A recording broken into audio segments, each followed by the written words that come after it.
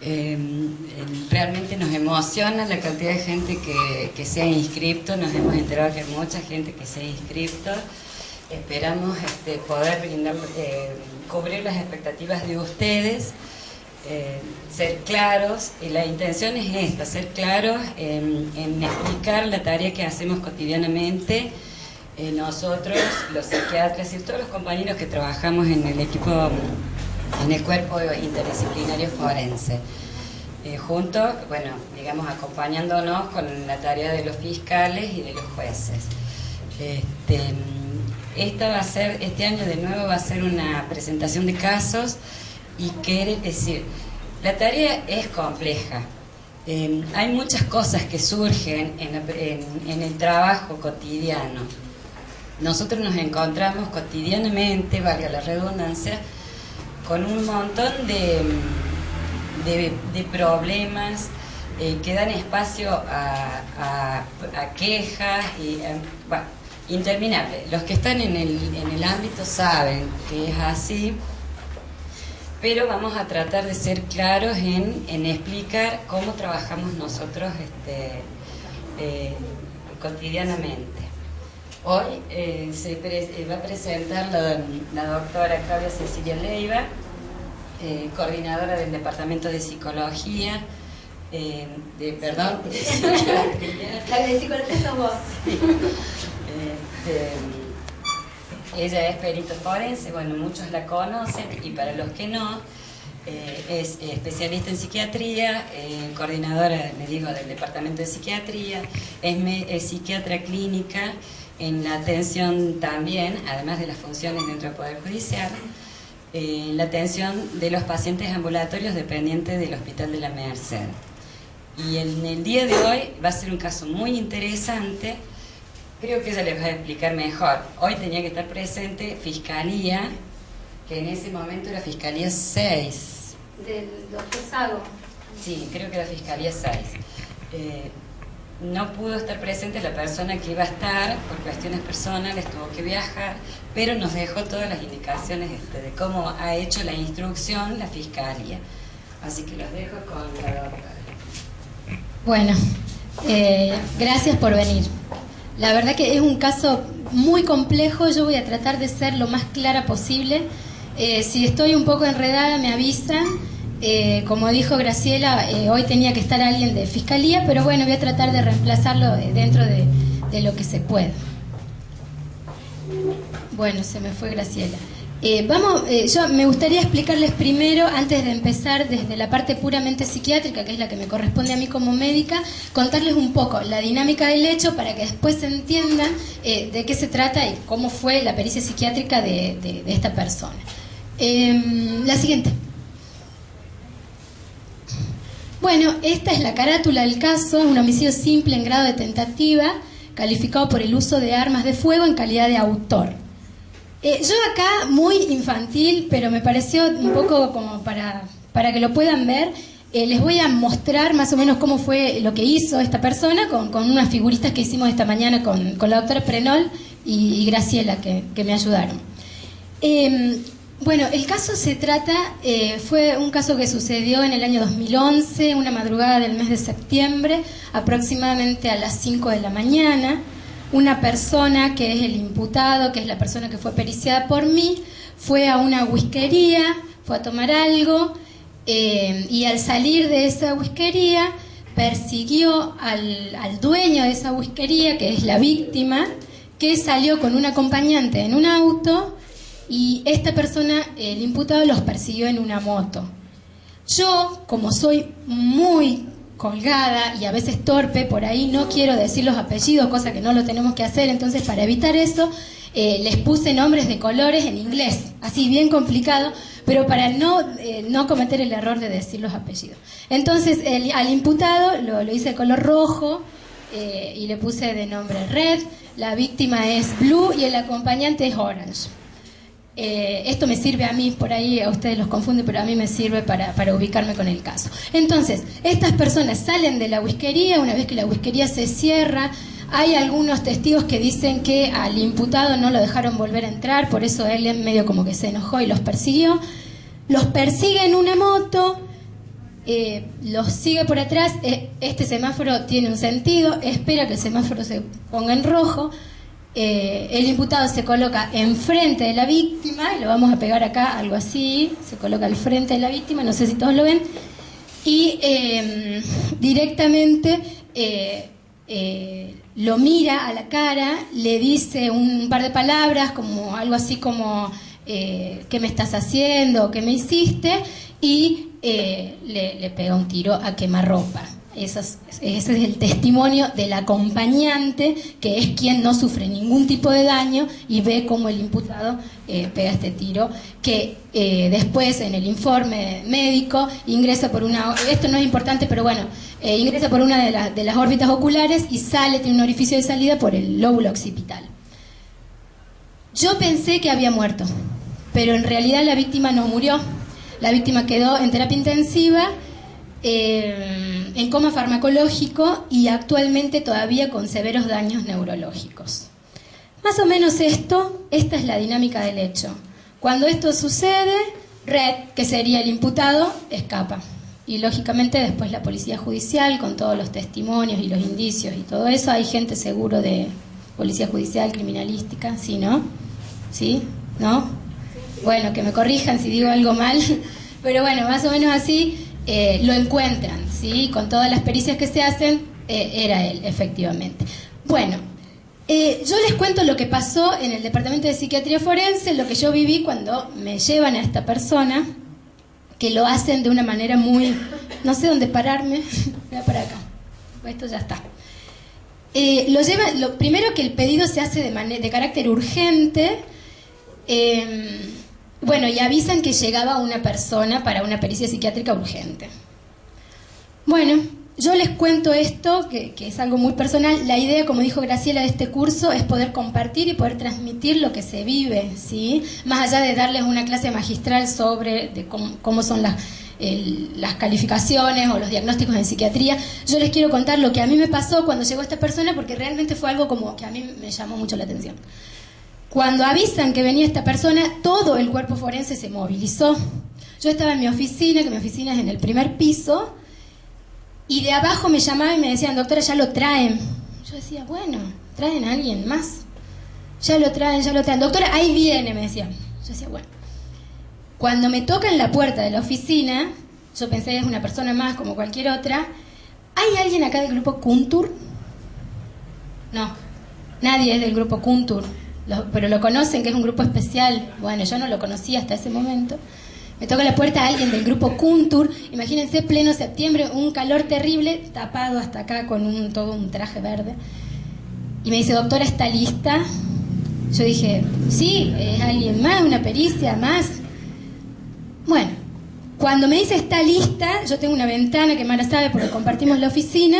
Miro por la ventana y tenía 3 personas afuera mirándome, no con armamento, miento, porque el grupo Kuntur creo que no tiene armas, pero 3 personas paradas. Bueno, cuando ingresa él, veo ingresar al imputado. Entonces, el caso yo lo voy a dividir en 2 partes, que son 2 entrevistas, y ahora les voy a hablar de la primera entrevista. Esta es la primera entrevista y la primera vez. Cuando ingresa la primera vez, pasa primero alguien del grupo Kuntur y por detrás viene el imputado. Entonces el imputado viene esposado con las manos atrás, y digo esto porque algunos los esposan con las manos adelante.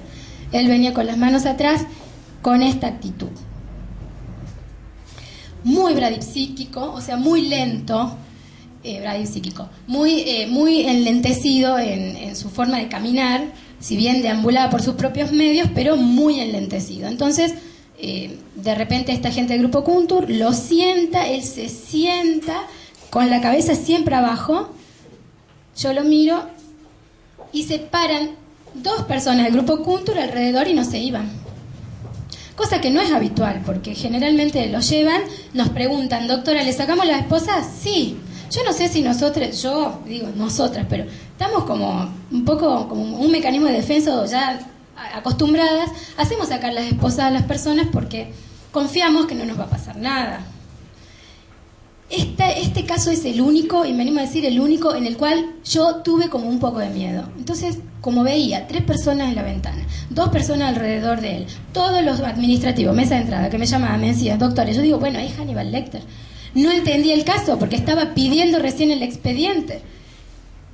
Lo veo agachado, una persona grandota, corpulenta. Cometí el grave error de no hacerle sacar las esposas. Y ya les voy a contar por qué cometí el grave error. Bueno, me dejé llevar por esa situación y por el entorno y no confié en mi intuición. Si bien tuve algo, me pasó algo ahí. La cuestión es que la persona se sentó, no lo quiero hacer más largo, y quedó en esta posición toda la entrevista.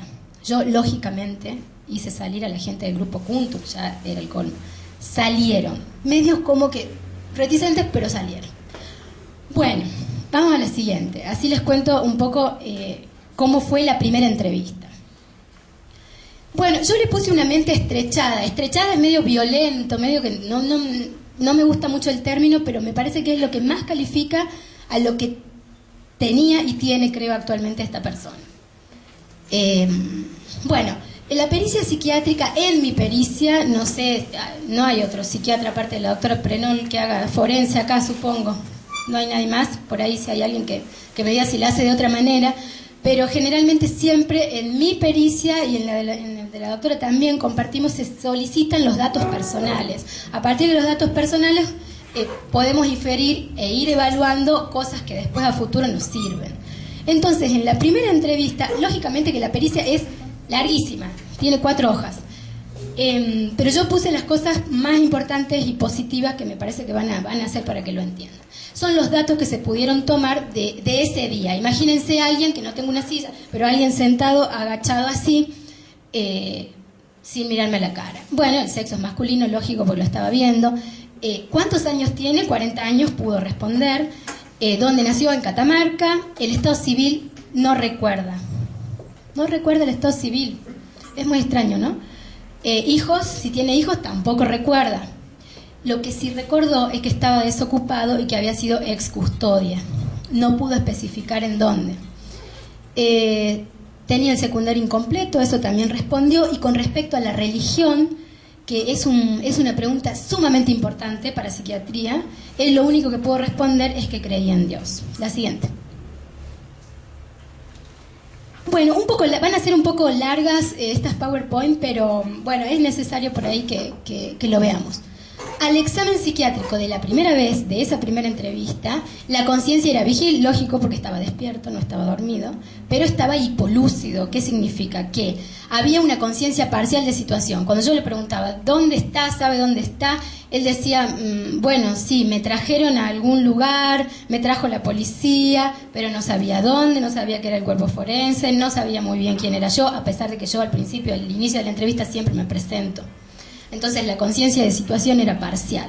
La orientación, la autopsíquica, o sea, de quién era él, estaba conservada. Él sabía, es más, él llegó y se presentó. Esto me tomo un tiempo para leérselos porque no lo voy a poder decir yo espontáneamente porque lógicamente que no tengo mucha memoria. Pero él cuando llegó, lo primero que dijo fue, marinero. Perdón, me duele la voz. Marinero primero, revista 409685/5. Esa fue su presentación. Entonces la orientación autopsíquica, obviamente dijo su nombre, yo no lo puedo decir, para nosotros va a ser red.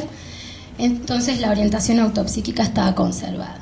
La alopsíquica, que es la de tiempo, lugar y espacio, estaba supuestamente globalmente desorientado, no sabía qué día era, no sabía en qué época del año estábamos, si estábamos en verano o en invierno, no lo sabía.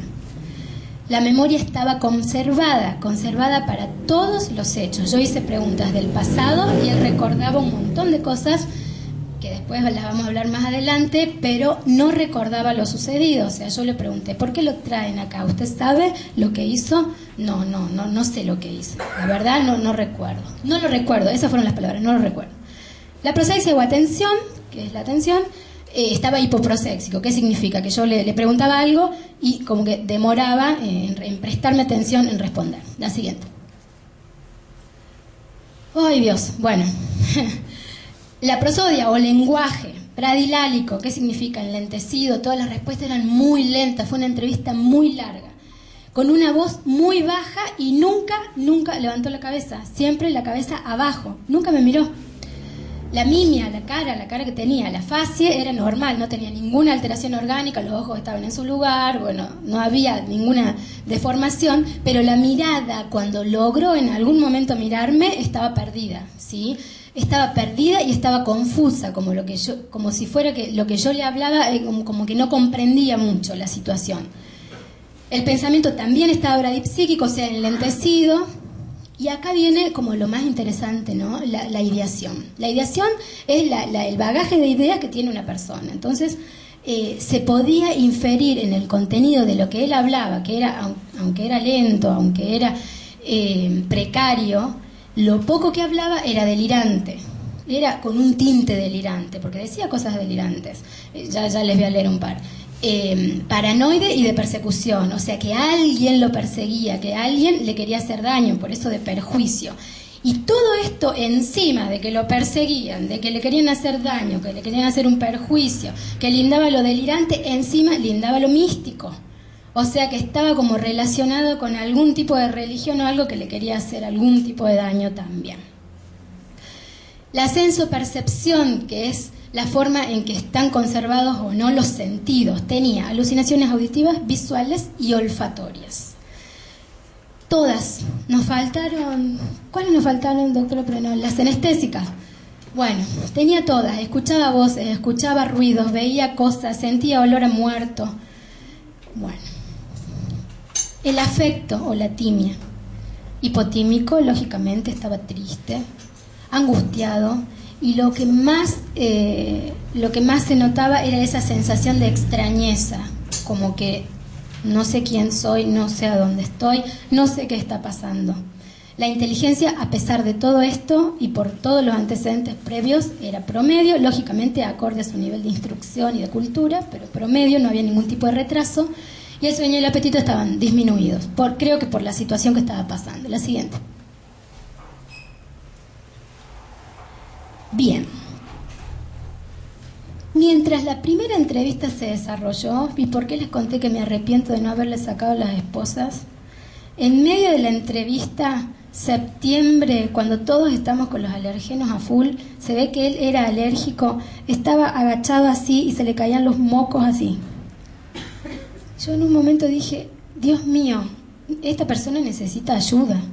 Entonces tuve que hacer entrar a alguien del grupo Kuntur para que le limpiara la nariz, y aún así no me animé a hacerle sacar las esposas. Algo que todavía yo no entiendo por qué lo hice. Pero realmente la persona estaba como deteriorada y yo tuve que pedir a alguien ayuda para que le limpie la nariz, porque al estar agachado... Bueno, por eso les conté que me arrepiento de no haberle sacado. Aparte que me arrepiento de no haberle sacado las esposas porque no era Hannibal Lecter. Pero bueno, en fin, cuando termina la primera entrevista y la persona se va, la licenciada Vergesio, que está a 2 oficinas mías, y la voy a mandar al frente, llega a mi oficina corriendo y me dice, ¿qué te trajeron? Y yo no entendía por qué. Me dice, había una persona al fondo del pasillo, una en el medio, 2 en tu puerta, 3 en la ventana. Bueno, eso fue lo que pasó con este caso en la primera entrevista. Yo, lógicamente, hice pasar a alguien del Kuntur ese día y les pregunté por qué. ¿Por qué tanta gente para una sola persona? Bueno, le pregunté un par de cosas más, pero bueno, porque a mí realmente me llamó mucho la atención. Bueno, dejemos ahí lo anecdótico. Pero para que se ubiquen más o menos la supuesta peligrosidad de la persona, supuesta. ¿Qué hago yo cuando se va? Inmediatamente envío un informe preliminar a la Fiscalía, no el informe definitivo, informando lo que se vio al momento del examen, que era todo esto más o menos que yo les conté. Si yo les preguntara a ustedes en este momento, ¿esa persona tiene una patología psiquiátrica? ¿La tiene? Sí. ¿Quién dice sí? A ver, levante la mano, ¿quién dice sí? Allá una. ¿Quién más? Nadie más se anima. No saben. Bien. Bueno. Llama la atención. Llama la atención. No es un examen psiquiátrico normal. Eso está claro. Algo hay acá. Algo hay. Entonces, ¿qué hago? Solicito inmediatamente entrevista con la familia para que la familia, por anamnesis indirecta, cuente lo que él no puede contar, para recabar datos. La única familia que tenía era su madre, con quien él vivía. La historia clínica de sus antecedentes personales para ver qué hay, digamos, de él. Y una valoración neurológica. Alguien que tiene alucinaciones olfatorias, no auditivas, olfatorias, seguramente tiene algún tipo de lesión. La alucinación olfatoria siempre tiene algún asiento a nivel neurológico, ¿sí? Entonces, pido todo esto. La siguiente. Disculpe una pregunta. Sí. ¿Cuánto tiempo transcurrió más o menos de sucedido el hecho hasta la primera entrevista con usted? De sucedido el hecho hasta la entrevista conmigo, no recuerdo, pero muy poco tiempo. Yo creo que un día. Porque todo eso se puede haber debido tal vez el estado de él al consumo de algún estupefaciente. Puede ser, lo vamos a ver. El ámbito en el que ocurrió. Exactamente. Bueno, mira, lo vamos a ver hasta el final, es súper interesante, seguro. Fue muy corto el tiempo, apenas esto sucedió, la pericia se pidió inmediatamente. No recuerdo exactamente, pero habrá sido un día. Bien, sí, es una buena observación. Bueno, perdón que veo el tiempo porque para así después tenemos tiempo de hablar, pero voy bien. Bueno, yo antes de pasar a la segunda entrevista, en el medio, entre entrevista y entrevista, hubo un tiempo de 20 días. En esos 20 días se entrevistó a la mamá. La mamá habló de él, habló de su historia vital, contó todo más o menos lo que a él le había pasado, le sorprendió mucho lo que él había hecho. Y es ella quien hace todos los aportes para esta segunda entrevista, que la vamos a ir viendo, pero también ya en la segunda entrevista él puede hablar más y también aporta él datos que son importantes para su pericia psiquiátrica. Bueno. En la segunda entrevista yo solamente puse lo que él pudo responder, que en la primera no pudo responder. Entonces, cuando vuelvo a indagar sobre los datos personales, vuelve a responder todo lo anterior bien y dice que su estado civil es soltero, que ustedes recuerdan que en la primera entrevista dijo que no recordaba. Es muy raro que alguien no recuerde el estado civil, ¿no?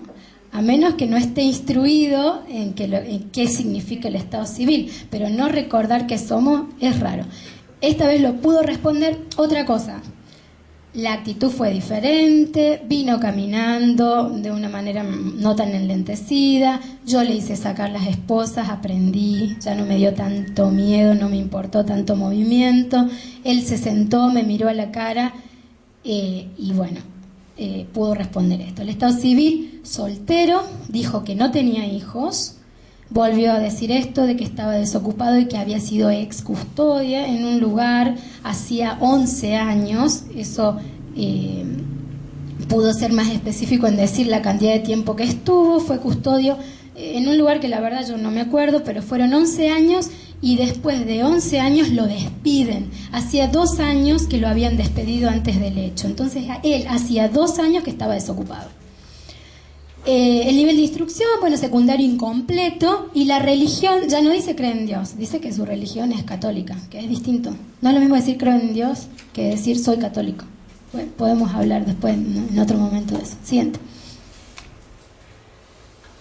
Bueno, y acá lo más importante para la psiquiatría, bueno, y para la psicología también, ¿no?, la historia vital.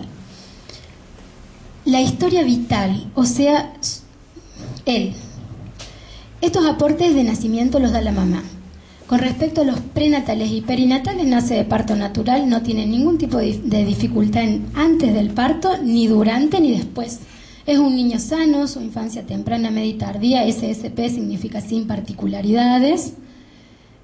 Lo único bueno que deja el secundario en la adolescencia, pero porque no le gustaba estudiar, no por otro motivo, ¿sí? Pero ¿qué pasa en la adultez? Recuerden que la persona tiene 40 años, tenía 40 años al momento de la pericia. ¿Qué le pasa a él en la adultez?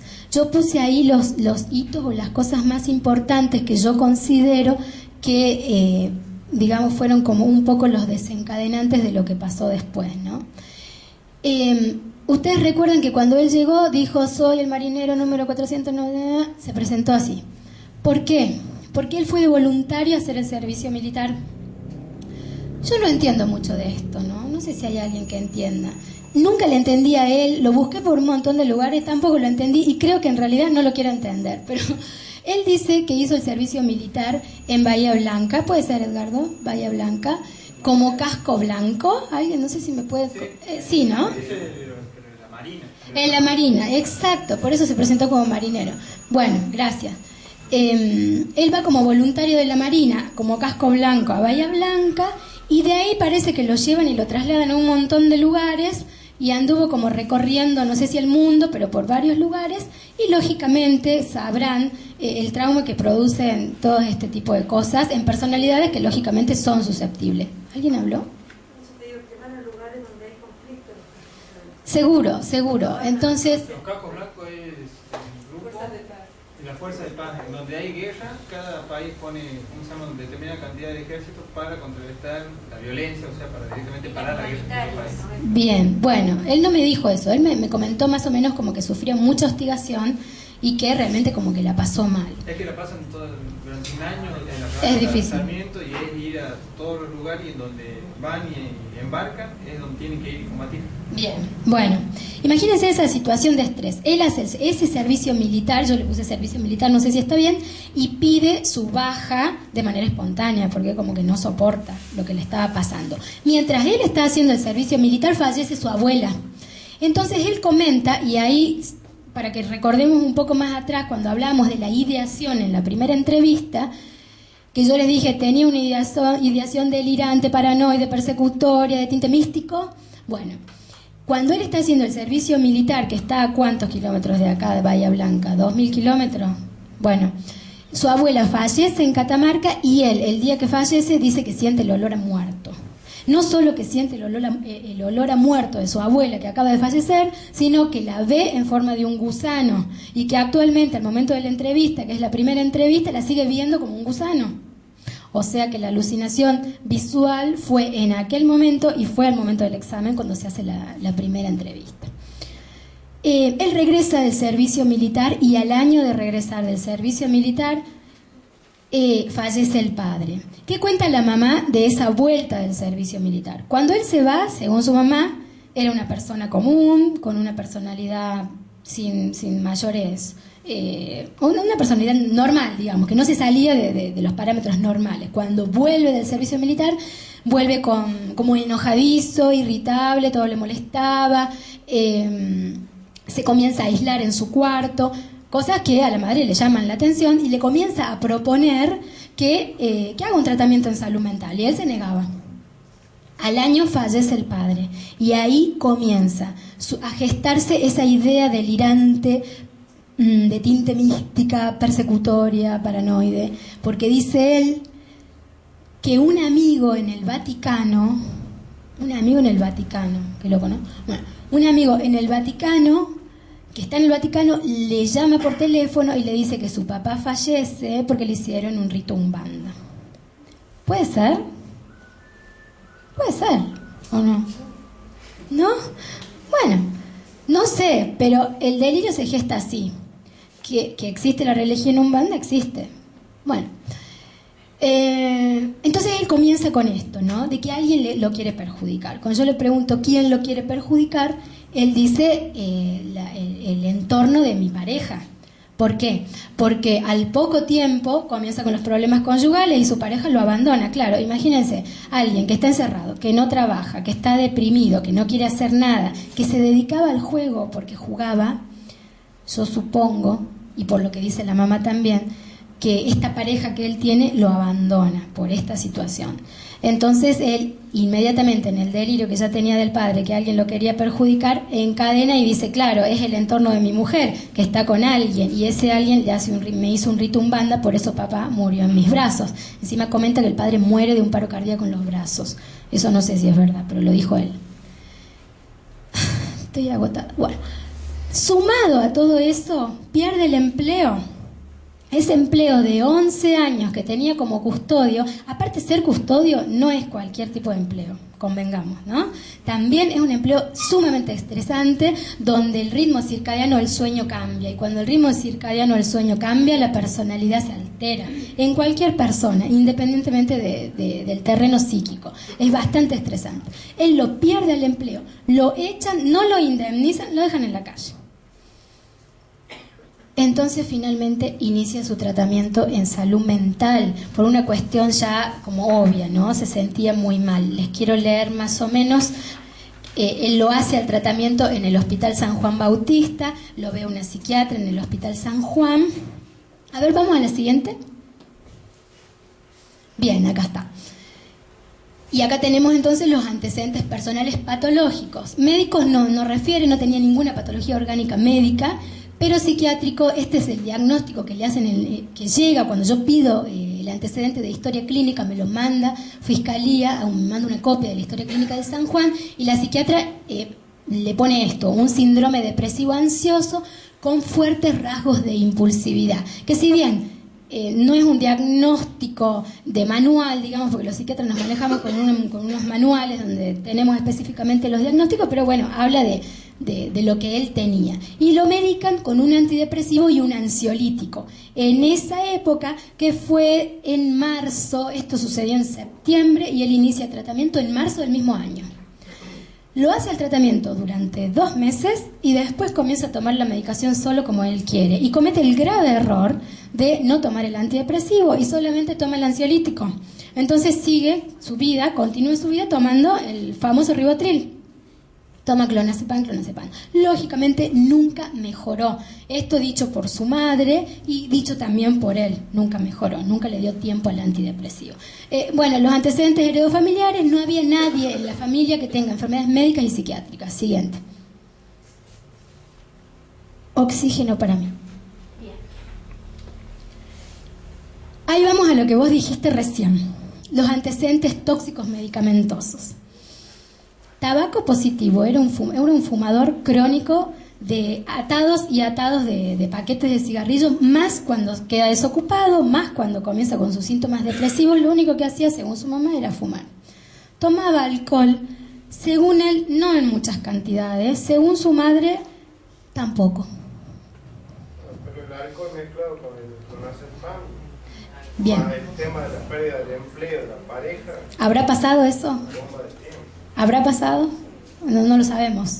No lo sabemos si mezcló o no mezcló. Pero con respecto al consumo, no era un consumo masivo de alcohol. Era un consumo de alcohol de fin de semana, consumía, sí fumaba diariamente mucha cantidad de tabaco. Drogas ilícitas. Las drogas ilícitas, bueno, ¿saben cuáles son? No tenía consumo, supuestamente no consumía marihuana, cocaína, estupefacientes. Estupefacientes sí, perdón. Consumía el clonazepam. Y yo le puse ahí ex consumidor de psicofármacos, pero según su madre, a veces parecía que tomaba ese clonazepam. Y ustedes se acuerdan al principio, cuando yo hablé de la dinámica del hecho, no sé si se los dije, que estaba en una whiskería, bueno, pero esto no se los dije, y se los voy a decir ahora en honor a esto. Alguien lo ve ese día en esa whiskería con una chica. Entonces, esta chica estaba compartiendo una cerveza con él, estaban tomando algo, y alguien ve que cuando la chica se descuida, él le pone unas pastillas en el vaso de cerveza que estaban tomando. Entonces la chica no se dio cuenta, supuestamente tomó ese alcohol, pero en un momento la chica se levanta, se acerca a una de estas personas y le dice: me voy porque esta persona tiene un arma. Eso está en el expediente. Bueno, es un testimonio de alguien que lo vio esa noche con esa arma que hizo la doctora Prenolay. Bien, bueno, seguimos. ¿Dónde estoy? Bueno, y este es el examen psiquiátrico de la segunda y última entrevista. Si ustedes se acuerdan, el primer examen psiquiátrico, por ahí no se acuerdan todo, pero yo remarqué lo que fue cambiando, ¿sí? Marqué ahí el aspecto general y la actitud, que ya era diferente a lo primero. Acá estaba prolijo, aseado y sostenía la mirada, diferente a lo anterior, que estaba desprolijo, se le caían los mocos, estaba desaseado, no sostenía la mirada. Ya era otra persona. La conciencia, vigil, lúcido. En la primera entrevista estaba hipolúcido. Tenía conciencia de situación, sabía dónde estaba, sabía que era el cuerpo interdisciplinario forense, sabía que yo era la psiquiatra que lo estaba entrevistando, ¿sí? La orientación, ambas conservadas, ¿sí? La alopsíquica de tiempo, espacio y lugar, más allá de que fue con dificultad, pero pudo decir el día, el mes, el año, la estación del año que cursamos, estaba globalmente orientado. Eso hace honor a decir que estaba lúcido. La memoria sigue estando amnésico, pero volvemos a repetir lo mismo. No recuerda, pero ya con claridad, que ya es un dato, lo sucedido. Antes no recordaba lo sucedido, ahora no lo recuerda con claridad. Por ahí recuerda algo, no lo dijo. Y la prosexia o la atención sigue igual, está hipoproséxico, como que le cuesta prestar atención. La siguiente. Bien. Bueno, me queda un tiempo. La conación. ¿Qué es la conación? Es la actividad, ¿sí? Las ganas de hacer cosas, la bulia. Estaba hipobúlico, no tenía ganas de hacer nada. Esas ganas las tenía desde antes de haber estado encerrado en su cuarto, todavía lo conservaba, ¿sí?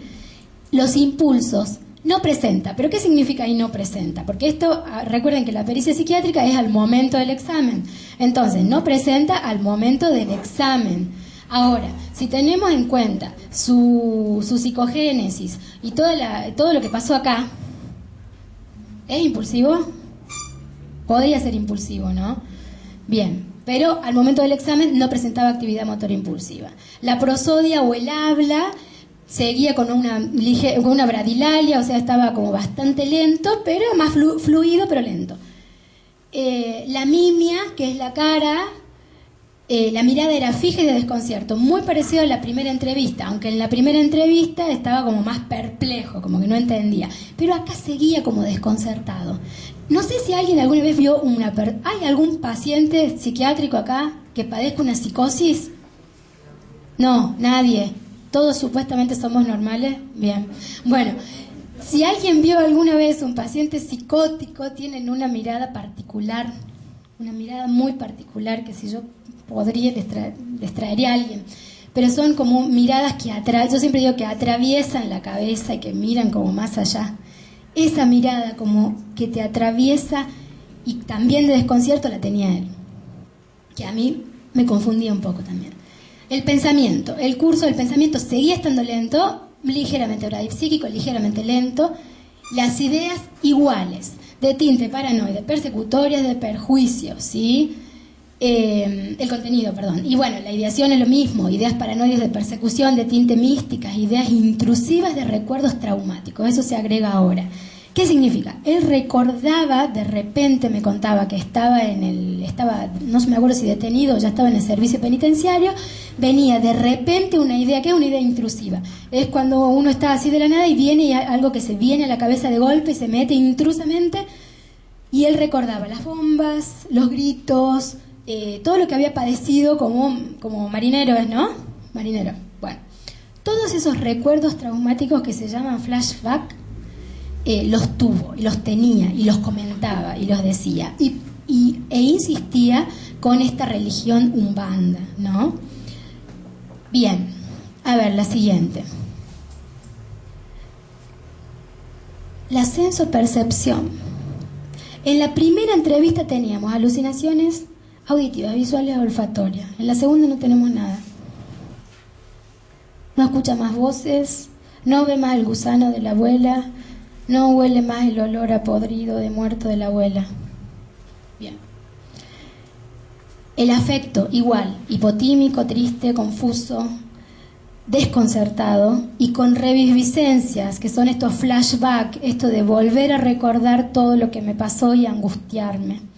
Él comentaba todo lo que comenta la gente que estuvo en estos servicios militares o en la guerra o haciendo estas cosas, el hostigamiento, el maltrato, bueno, todo eso él lo recordaba con mucha angustia, ¿sí? Y no solo eso, sino que, bueno, ya vamos a llegar más abajo, en el sueño, las pesadillas. Tenía pesadillas constantemente de todos estos acosos, estos tiroteos, los ruidos del acoso, bueno.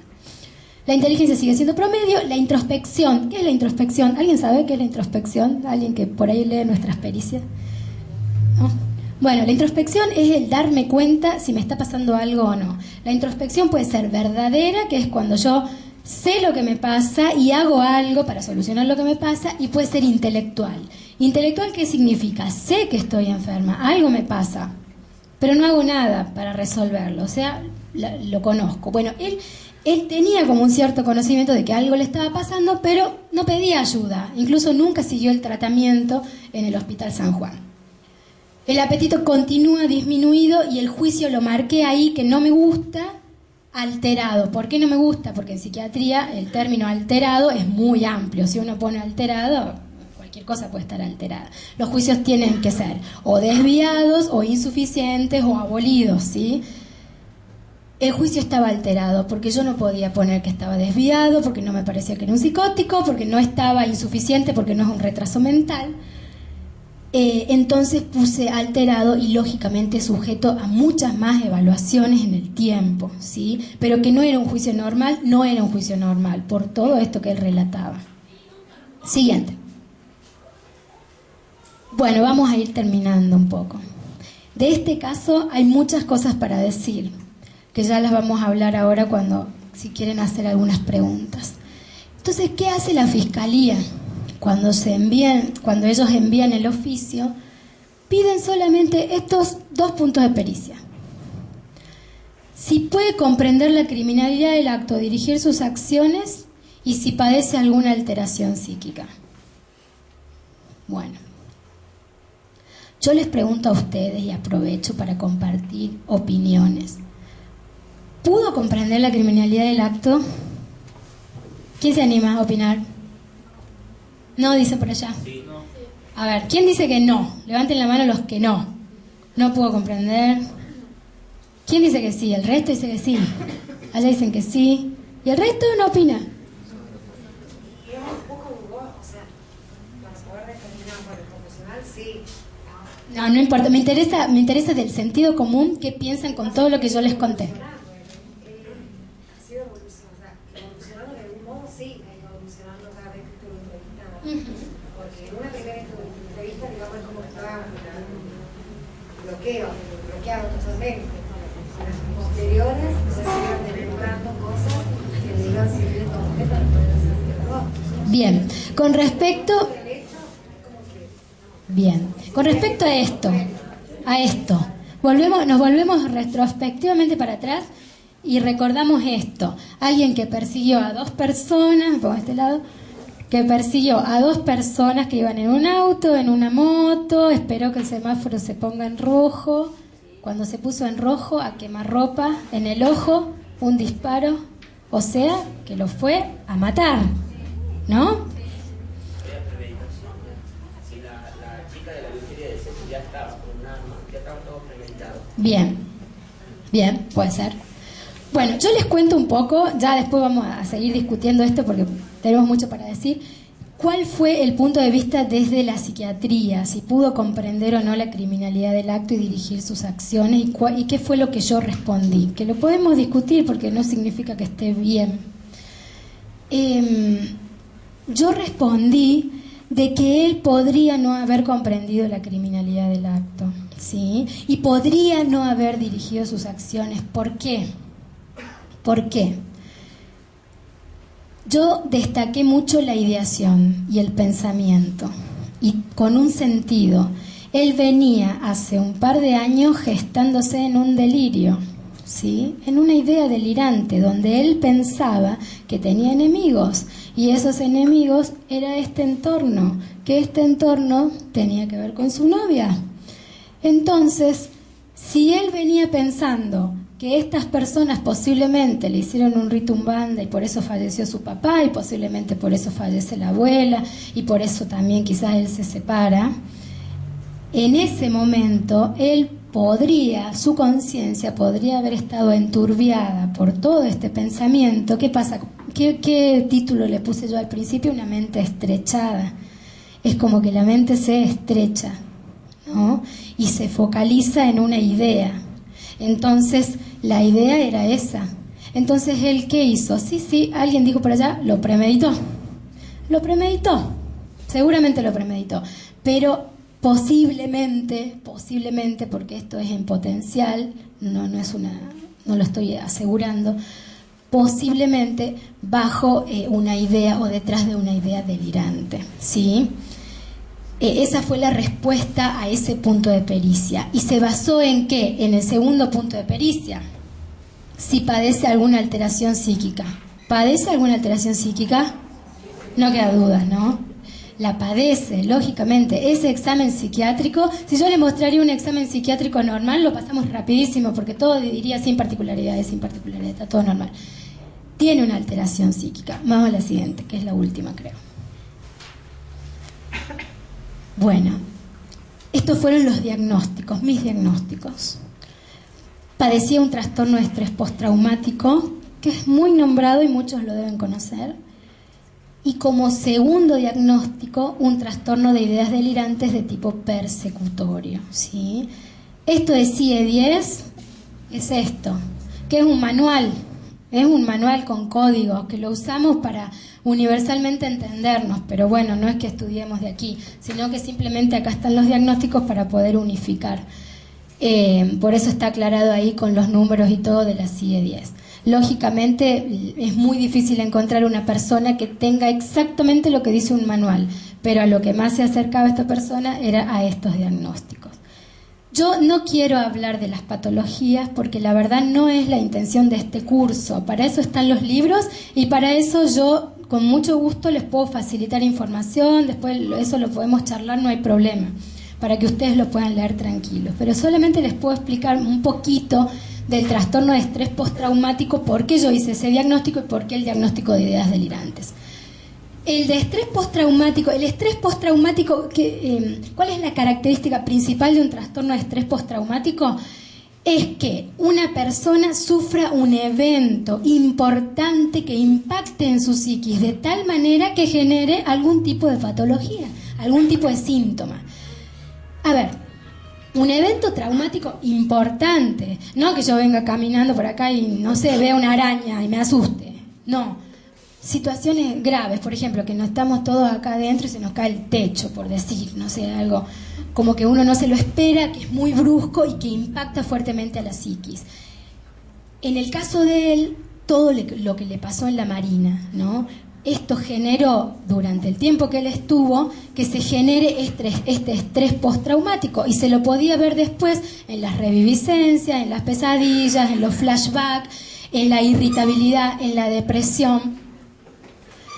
Hay mucho más para decir, no lo quiero decir, no me lo piden. Después se los paso por correo. Y el trastorno de ideas delirantes, ¿por qué? Porque tenía ideas delirantes. Él estaba convencido, tenía una convicción delirante de que a él alguien le quería hacer un daño. Y era un delirio sistematizado, ¿sí? ¿Por qué? Porque estaba todo relacionado con todo, ¿sí? Mi abuela se murió, mi papá se murió porque les hicieron un rito umbanda que tiene que ver con la religión, que seguramente es mi novia que practica esa religión, con esta gente que están haciendo esto para perjudicarme, para que yo me quede solo. Por ende, si yo me quedo solo, mi decisión es que ellos también se van a morir. Entonces yo voy y los mato y no me interesa. Otro dato a favor de él es que cuando él se va de acá, se va a su casa, con todo ensangrentado, como fue, se fue a su casa, nunca se escondió, nunca nada. La policía judicial lo encontró muy fácilmente, muy fácilmente. Habla de la perturbación en su psiquis. Y otra cosa que puede hablar a favor y que no la sé, es lo que hablaste, de si él había consumido algún tipo de psicofármaco y mezclado con alcohol, que eso también puede haber favorecido al estrechamiento de su conciencia. Hay muchísimas cosas que él dijo para contar, ¿sí? Porque la pericia fue extensa. Yo les dije las más importantes, pero ha delirado y ha dicho cosas muy extrañas, que la verdad, bueno, me parece que con lo que dije es suficiente. Me gustaría que finalizar acá para que todos podamos conversar y charlar de qué se trata. Creo que terminé. A ver la siguiente. Sí. Bueno, este es el caso. Está abierto a todas las preguntas que yo pueda responder, o bueno, las que queden pendientes las responderemos después. Bueno, allá tenemos. Yo quería preguntar si no hay posibilidades de que lo que él hizo en las entrevistas es una actuación, digamos. Ustedes se dan cuenta como profesionales que los delirios que habló eran reales y no era da como para... Sí, generalmente con la práctica uno se da cuenta, ¿sí? Lógicamente que no sabemos todo. Muchas veces hay gente que miente muy bien, realmente. Pero generalmente nos damos cuenta. En el caso particular de él, no me pareció en ningún momento que... A ver, no me pareció en la mayoría de las entrevistas, que fueron 2, que mienta. Sí me pareció... Lo que mintió o lo que omitió es cuando él dijo no recordar lo sucedido. Pero lo tomamos con pinzas, porque puede ser que no lo recuerde si él consumió alcohol mezclado con un ribotril, por ejemplo, porque es verdad, la alteración de la memoria, se altera la memoria cuando se mezclan estupefacientes con alcohol. Podría no haber recordado, todo eso está puesto en la pericia, sujeto a evaluación por el fiscal, ¿no? Podría, por eso te digo, por eso está puesto que podría no haber dirigido sus acciones por el consumo de alcohol, por el consumo de estupefacientes. Eso creo que a mí me dejó como una duda. Podría haber mentido, podría haber omitido, no mentido, haber omitido y haber dicho no recuerdo. Sobre todo porque la memoria, cuando se afecta toda la memoria, ¿sí? En una persona joven de 40 años, es raro que recuerde cómo se llama, dónde nació, dónde está, quién soy yo, y no recuerde lo sucedido. Y es medio difícil, pero bueno, la verdad no lo pude comprobar. Con este tipo de delitos, así las pericias son únicamente verbales, y que no hay otro método a través de gráfico o algo así. O como el caso de cámara Gesell. No. La pericia psiquiátrica solamente se basa en el método fenomenológico. Todo el resto que nombraron es patrimonio de la pericia psicológica. Por eso nosotros en psiquiatría, a ver, esto vale aclararlo. La psiquiatría mira la patología y la psicología mira la normalidad. Entonces, para hacer una diferenciación un poco como grosera, nosotros nos fijamos si la persona tiene patología, ¿sí? Cuando nosotros queremos saber, que muchas veces nos preguntan los fiscales, características de la personalidad, inmediatamente solicitamos que sean las chicas de psicología, porque es del campo de ellas, ¿sí? Porque la personalidad tiene que ver con lo fisiológico, con lo que es la persona, no tiene nada que ver con enfermedades psiquiátricas. Nosotros no hacemos test ni nada por el estilo. ¿Ustedes van a los debates cuando son, en este caso, fuiste a debate vos? Solamente si nos llaman para hacer alguna aclaración. Es importante que ustedes estén presentes en el debate, porque ustedes utilizan muchas palabras técnicas de psiquiatría que el fiscal y los empleados no tenemos conocimiento.